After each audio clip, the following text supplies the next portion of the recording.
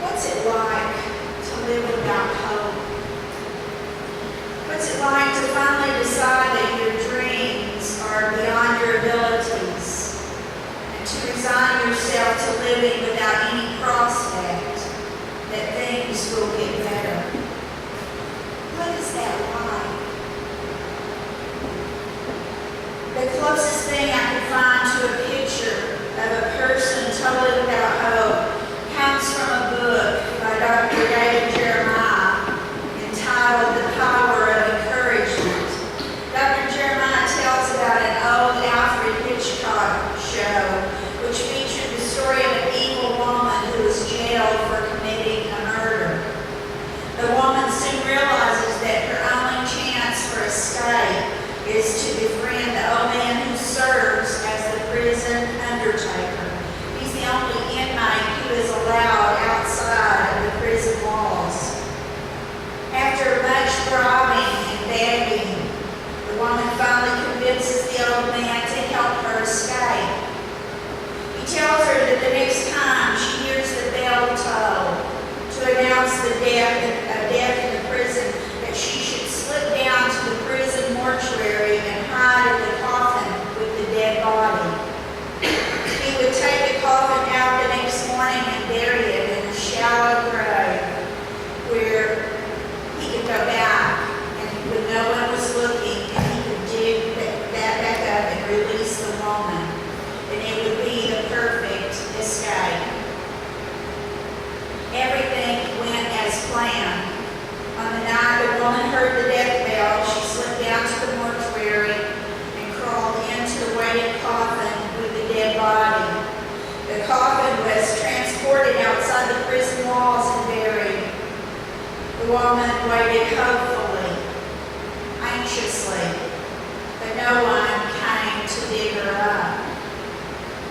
Finally, she decided to light a match and look around her. It was then that she discovered the dead body lying beneath her was that of the old undertaker. Oh, gosh. Now that is a picture of complete hopelessness. I charge you this day that unless you're in a situation that is as hopeless as that woman's, that it is time for you to begin looking at the positive side of life. And I don't see any of us in nearly that situation. It's time to look to Jesus. Jesus is the hope giver. Jesus is a dream restorer. Jesus takes people who are hanging on with clenched teeth and he gives them a new, fresh beginning. Jesus was teaching in one of the synagogues one Sabbath day, and a woman was there who had been crippled for 18 years. She was bent over and she couldn't straighten up.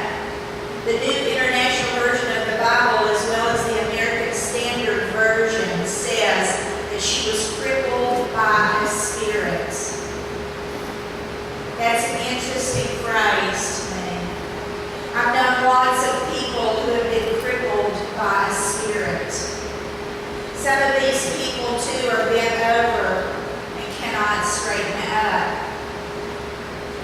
I've seen girls, and I'm sure you have too, around 12 years old, develop poor posture because they tower over their classmates, especially the boys. These girls don't realize how beautiful they are with their long legs and long arms. All they know is that they feel different. And when you are 12 years old, the last thing you want is to feel different. And so these beautiful girls start hunching their shoulders over.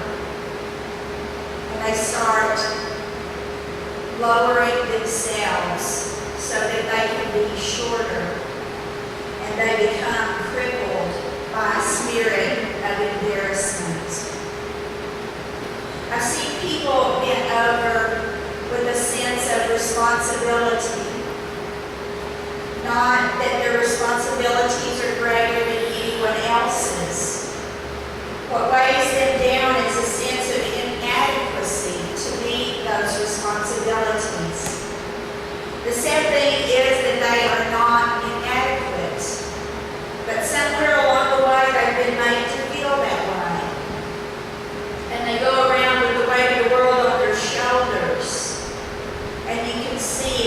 the way they walk and in the way that they talk, that they are bent down from the weight of responsibility.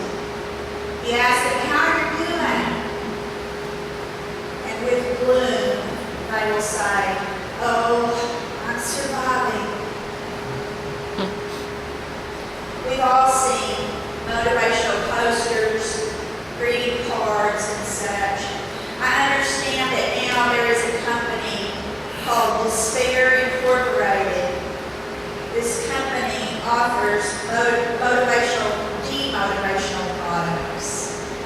Despair Inc. offers t-shirts in black only, note cards, prints, calendars, etc., promoting such feelings as stupidity, mediocrity, failure, pessimism, ineptitude, and of course, despair.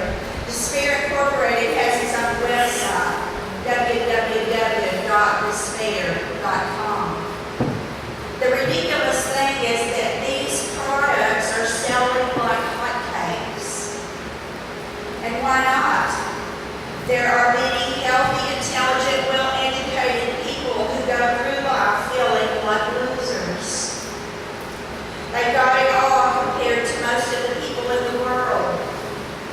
But they sabotage themselves time and time again because their attitude is so bad. When you feel down on yourself and when you feel that there is no hope left, it causes you to act in irrational ways. Those of you who are football fans may remember a football game years ago between TCU and the University of Oregon.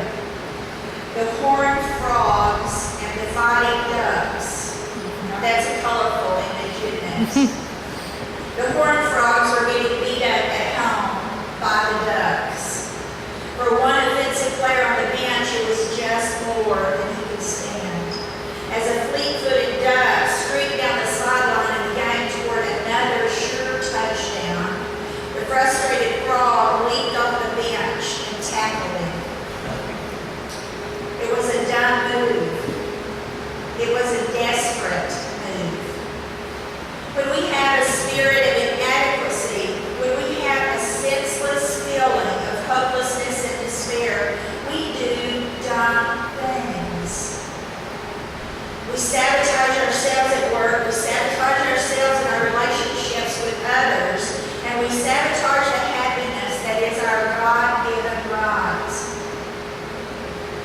This woman had been crippled for 18 years by a spirit. Then Jesus saw her. What an exhilarating thought. Jesus saw her.